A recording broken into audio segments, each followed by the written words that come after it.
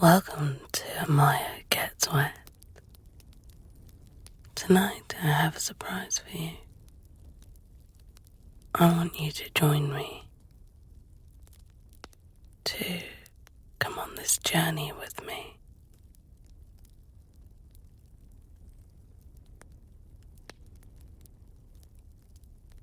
As we embark on a romantic fantasy. You'll be taken to the forest, where magic and a tree king reside. Welcome to the Tree King's Muse, Chapter 1.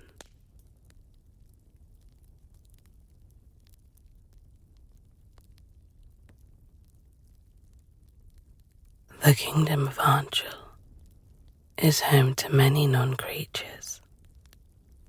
Many we'll encounter throughout our journey through this resplendent land. Bountiful and fruitful as it is, the creatures that grow are the most naughtiest of them all.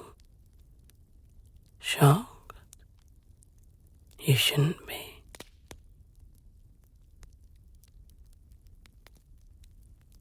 Maya, you are never to go through Moor Forest alone, ever. You're a young lady now. It is forbidden. Moor meaning twisted forest. Why? Why was Mama saying this to me at 13?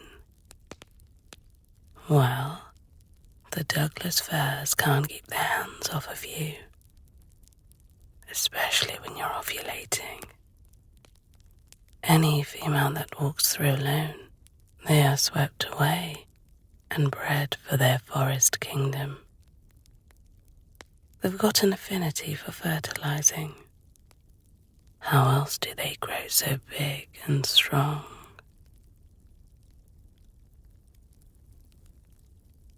Since embracing womanhood so beautifully, my brother chaperoned me everywhere I go, even at 25. When with male members, the forest is safe to walk through. In fact, in order for me to get to the market every third day of the week, Varen, my youngest brother, accompanies me. He likes to play in the center city with his friends, and I get to shop for fresh produce and gossip with Mira.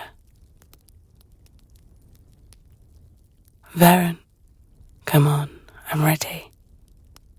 I tie my hair in a silk bandana, leaving strands of my black hair to profile my face. If I want the best price, then the stall holders must fawn at my beauty. Dee, I'm so sickly today. Where is Dhruv? I can see it in his little face. The red in his cheeks vanished, and his usual unhinged behavior now subdued and stiff. This isn't Varen's normal behavior, and I can see he's suffering. Poor baby. Go to sleep. Mama and Papa will be home tonight from Kilana. They've gone for Alia's wedding. I cooed to my little warrior. But how are you going to get to the market? Can't you go tomorrow? Dhruv will be back. He's nervous for me, his 10-year-old body barely holding on. Go? I'll bring you some medicine from the healer. Joe, I instruct. Waiting to hear Varen closing his chamber door, I slipped on my sandals and walked towards Moor Forest. It'll be all right. They know my scent, I chant to myself. They know that I'm usually with my brothers. It will be fine.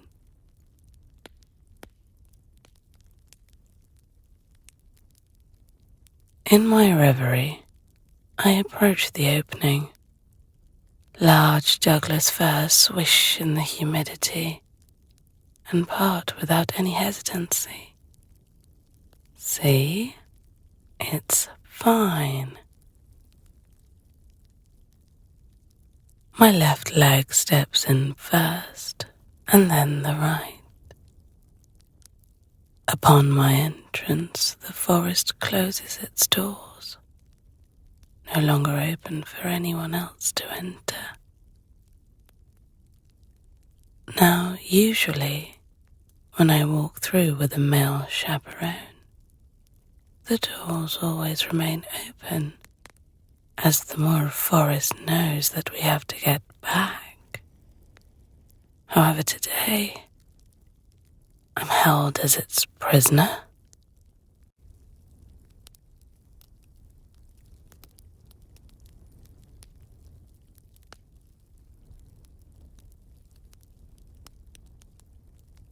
My mum tells me that you can speak. Could you please leave the forest door open? I have to get back and give Varen some medicine. He's got the seasonal affliction. My tone is soft and sweet.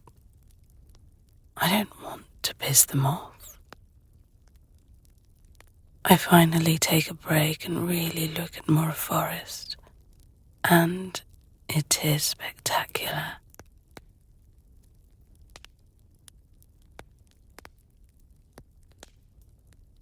The entire forest is filled with extraordinary Douglas fir. Moss atop each rock, and beautiful climbing vines caress each stump, engaging in their own affair.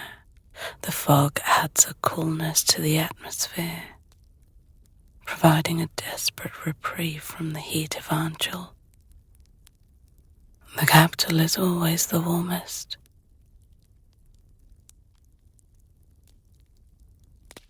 It's bluebell season, so the ground is carpeted with the enchantment of the sprightly purple. I remove my sandals, as is the rule in any home in Anchal. Moor is the fir's home. I must respect it.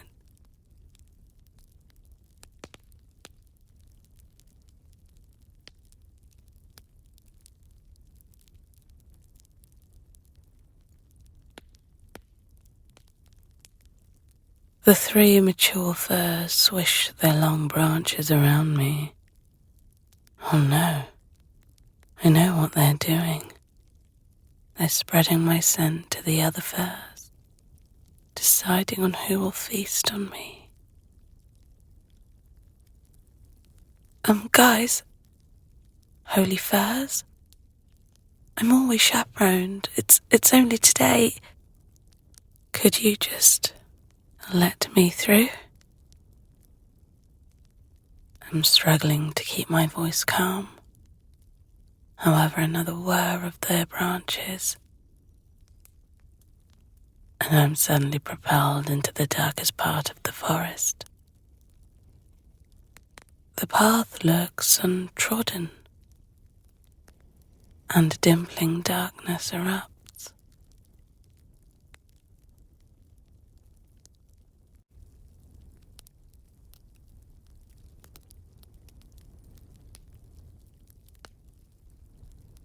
The calls of the birds delineate, the carpet no longer covered with fragrant bluebells.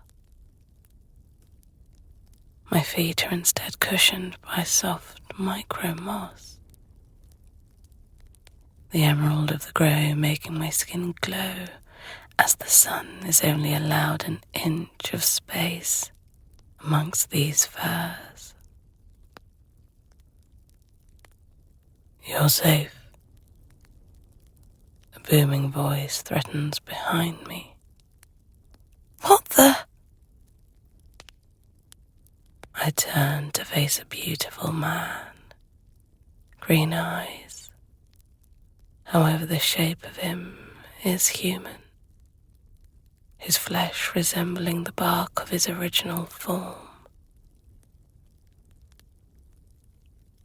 Dark pine-coloured leaves adorn the top of his head, mimicking hair.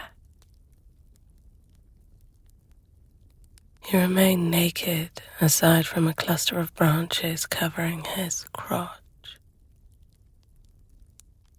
I need to get to the market to get to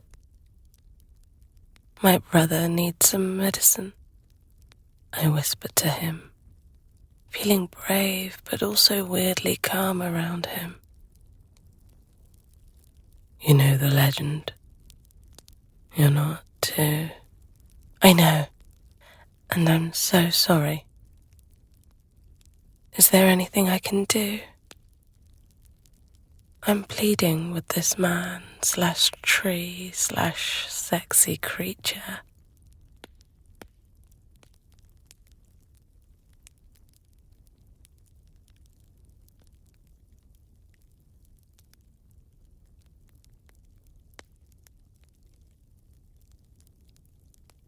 His deep, rich voice is soft to my ears, and I'm not scared. I'm slightly hypnotized by his presence. He moves closer to me, shrouding me from the Arctic cold, which splays within the deepest, darkest pits of Moor Forest. Varen is a good brother. I see that both of you walk through. You're good to him also. I'll see that the medicine is sent to your brother. In exchange, I want you to visit me. My people expect me to ravish you, fill you up with my seed, or they expect me to allocate you to another. His eyes feast on my body, watching my chest move up and down as I try to control my breathing. Do we have a deal, my sweet bluebell? His branch-like hands now touch my face. Huh? I did not expect his touch to be soft. I imagine the roughness of the bark biting my skin, leaving splinters in his wake. But what I mean to say is that my family, they won't let me.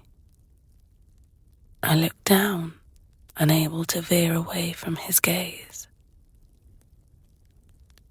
At night, I will call for you. I can see your little window from here. I'll sway 3 times in the opposite direction of my brother's, always at 11 at night.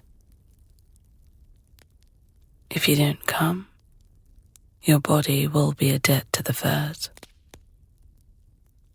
He continues stroking my cheeks, and I flush at the gentle touch of this large creature.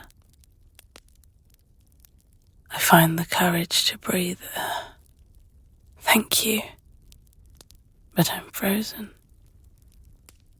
A deep, grumbling laugh fills the clearing. Don't be afraid. Not taking your innocence, unless you want me to.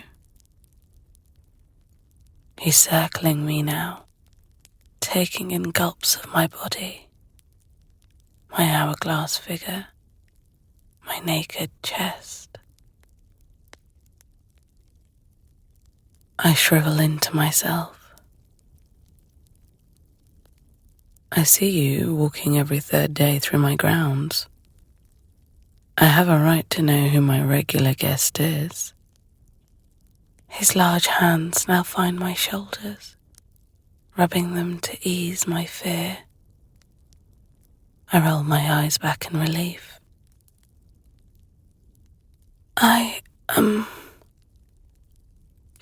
should get back. Thank you. I didn't catch your name. I'm trying to avail my fear and arousal by treating this as a normal interaction. I know that I'm failing horribly.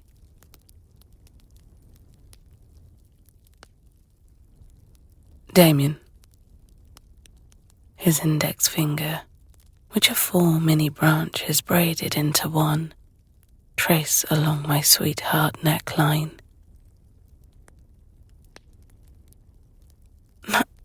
Nice to meet you, Damien. My name is Maya.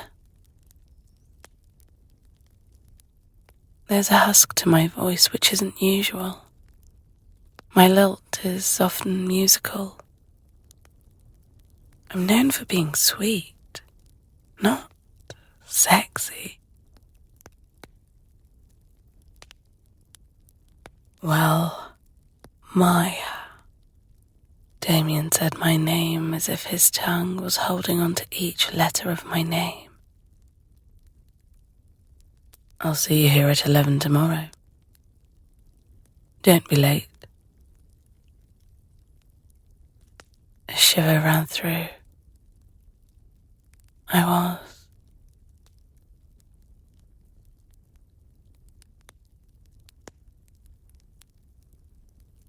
Suddenly, I'm being wrapped amongst the branches of many firs again, twisted in a mirage of browns, greens, and pale yellows.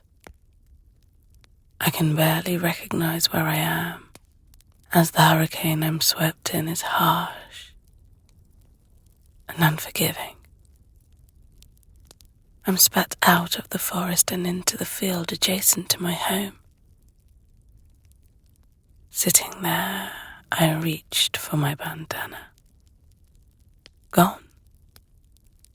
Probably swallowed in the hurricane. What the was that? A million thoughts raced through me, but one remained a constant. Excitement. I was excited to see Damien again.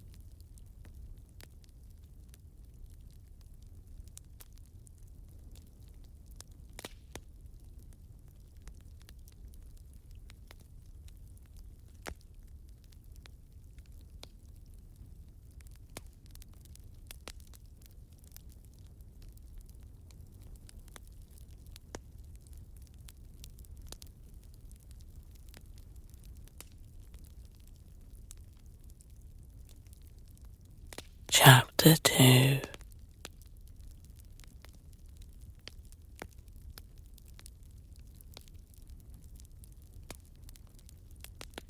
Mother, I do not want supper tonight. I have an awful headache. I need to go to see Damien. My heart patters in my chest. How the hell will I do this? The entire family was downstairs. Mama and Papa were back from Killarney. The chandeliers danced with elation. The home was complete again. Varen made a speedy recovery. A suspiciously speedy recovery. Varen had praised the medicine concoction from the city, proclaiming that Baba Asha had knocked it out of the park. I had laughed when he told his tale of woe to our entire family. Praise came flooding, then a rapid round of questions. They knew Moor Forest was dangerous for lonely young women. Maya, so how did the forest not gobble you up? Dhruv looked me up and down. My eldest brother always knew the intricacies that bedazzled my mind. His curious tone, attempting to configure just how I moved through Moor Forest, alone. I looked away, afraid he'll catch my lie.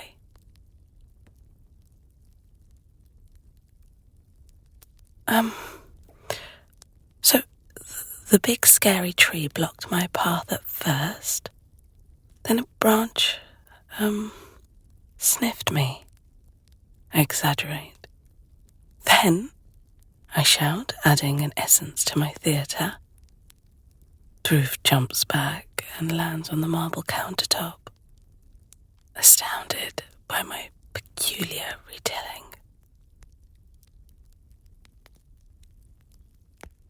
Then Dhruv, he sensed our family seal and just let me go. Can you believe it? Please believe me.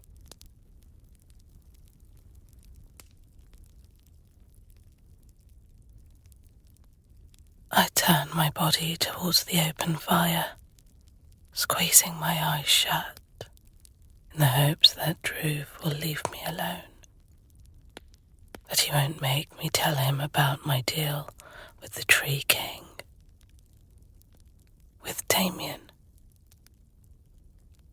Are we done? I need to lay my head. I'm wrecked.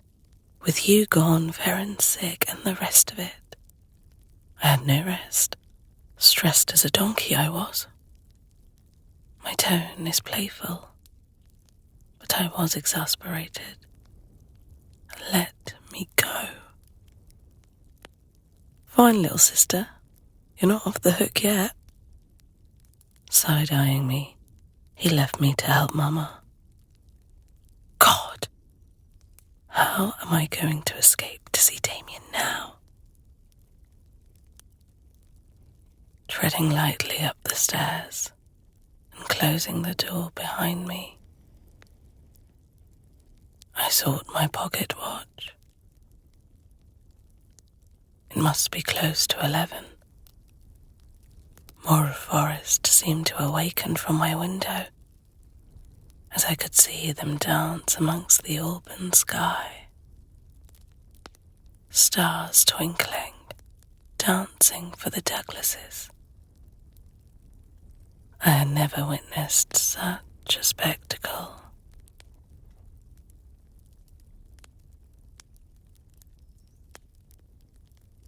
Leaning over the opened window, hoping the weeds below will start to grow into a ladder.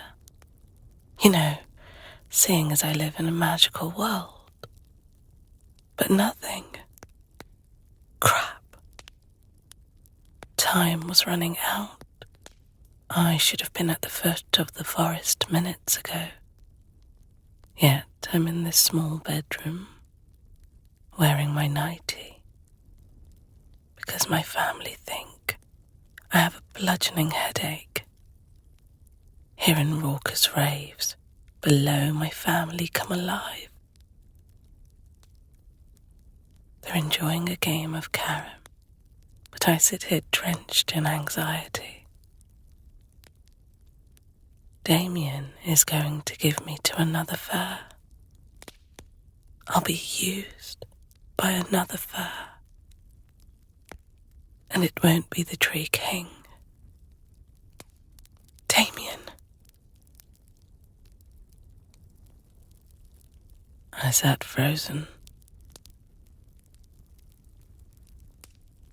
watching the fire unrelenting under my gaze. I wasn't sure how much time had gone by. Perhaps I was sitting there knowing I was succumbing to a fate without my family. Or maybe it was defeat.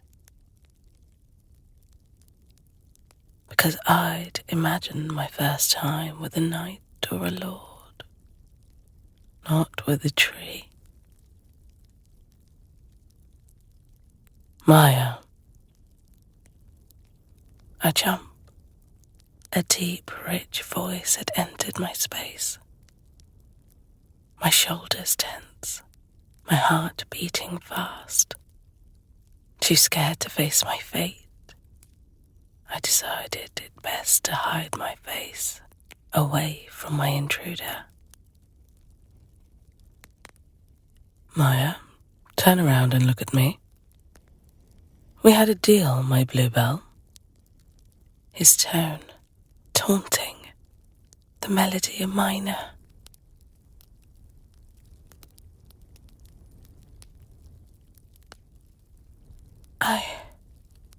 I couldn't. My family, I whispered, still averting my eyes from the weakness that stood behind me. Sorry, I'm barely audible. Damien steps towards my seated frame and sits down behind me.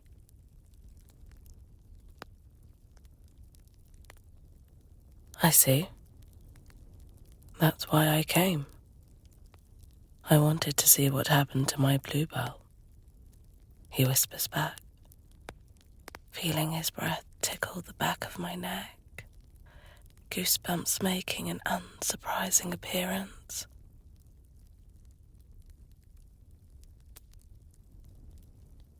Are you here to take me? Can I? He interrupts me by placing his branch-like fingers on my shoulder.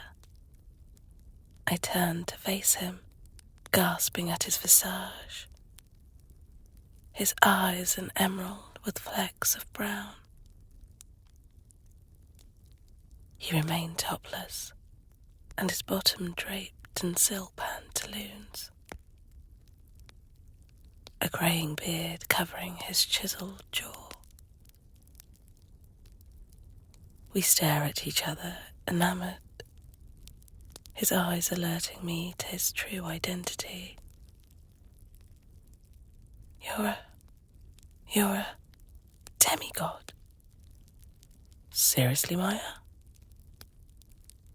Damien laughs, head lolling back. Bluebell, I'm royalty, a shifter. I am a human tree monster. He pauses. Your worst nightmare.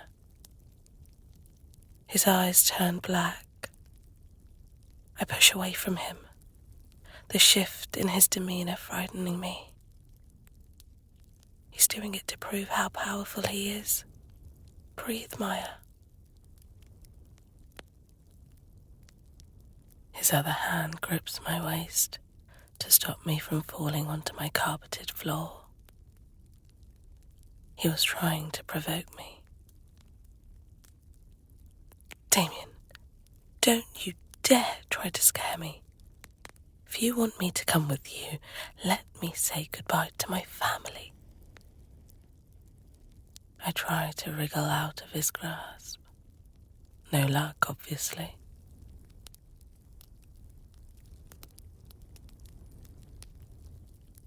Now don't be so hot-headed. You don't understand the gravity of the deal we made. So let me make this clear. You are indebted to me. You're not at my kingdom at the allotted time. Therefore, you will be punished. The last you frightened me into almost submission. I was truly screwed.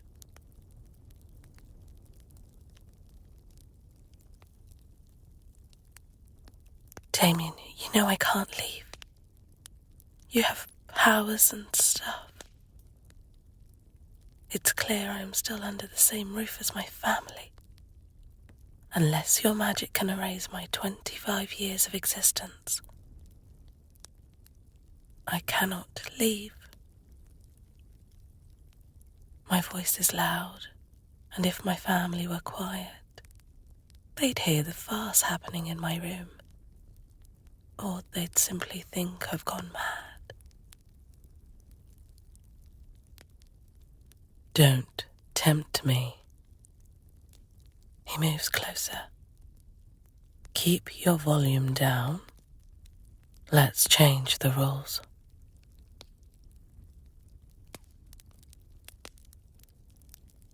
Damien's voice becomes husky, aroused by his own idea. I'll come to see you at 11 every night.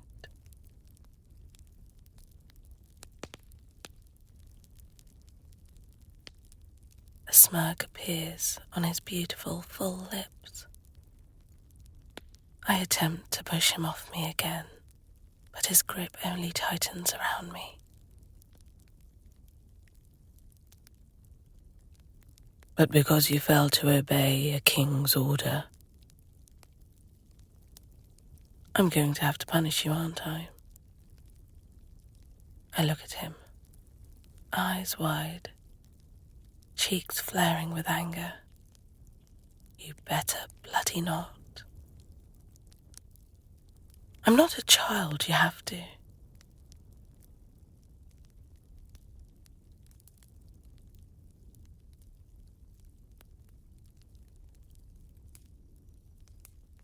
He pushes me down onto the bed, gripping my neck with his large demigod hands.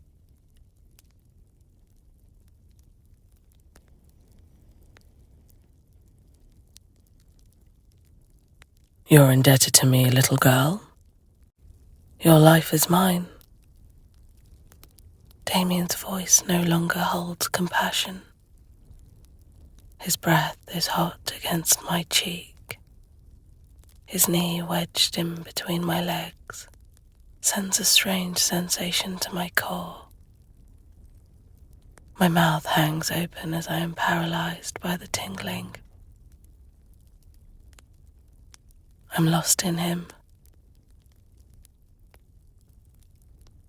Damien hovers over me, inhaling my aroma. I reciprocate his action as I inhale him,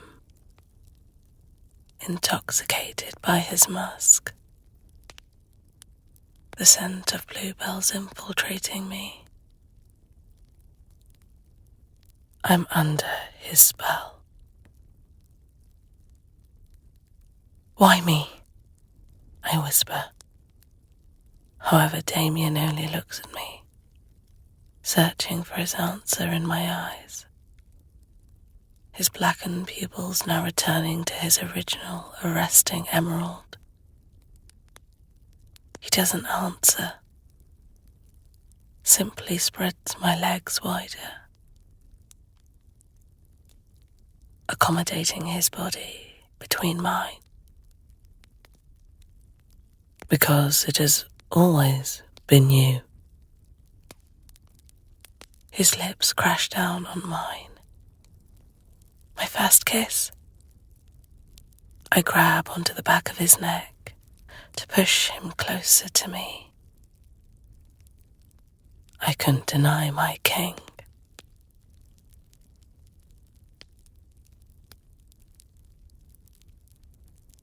Damien's arm holds onto the blanket, as if he's attempting to regain control. However, he's failing miserably. We are dancing, mouths hot and desperate for each other. Damien licks my bottom lip.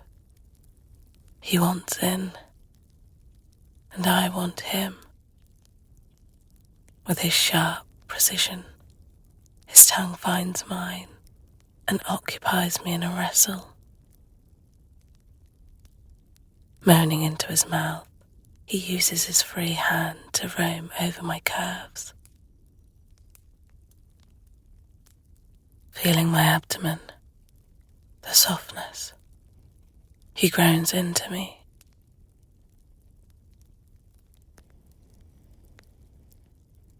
I take advantage of his weakness and deepen the kiss by jostling my tongue over his.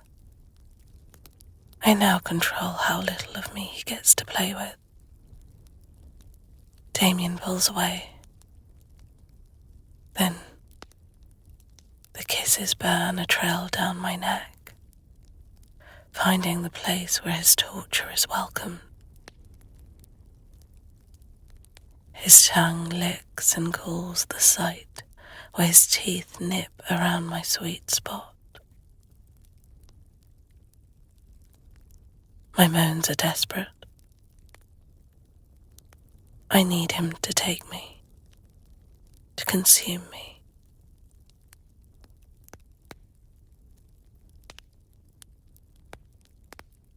While Damien's mouth was causing a riot within me,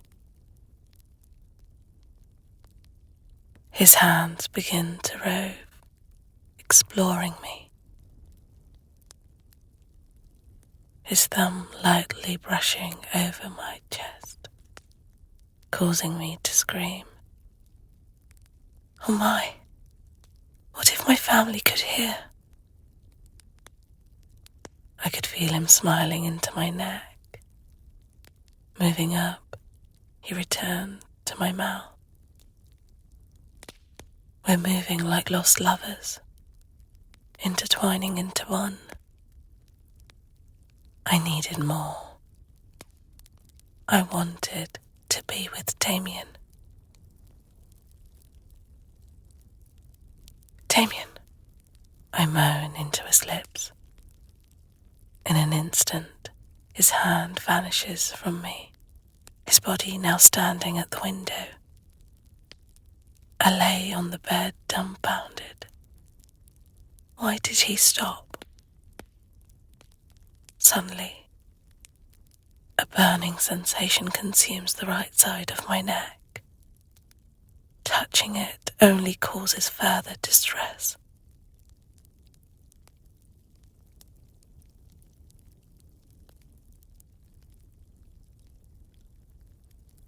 Damien, what did... Wincing, I clamp down on the mark causing the pain. Ah! What the... I flinch at the burning. Only when he comes over and places his mouth down onto my neck, a cooling relief fills my body, removing all manner of pain. If you refuse to see me, you'll simply combust under the agony of my mark. The only way to soothe the inferno is my mouth. He walks towards the window. You really did need to be punished. There's no escaping me now, Bluebell. I'll see you tomorrow. Unless you want to... He looks at my mark. Endure my baksheesh. Damien jumps out of the window. leaving me marked and begging for his touch.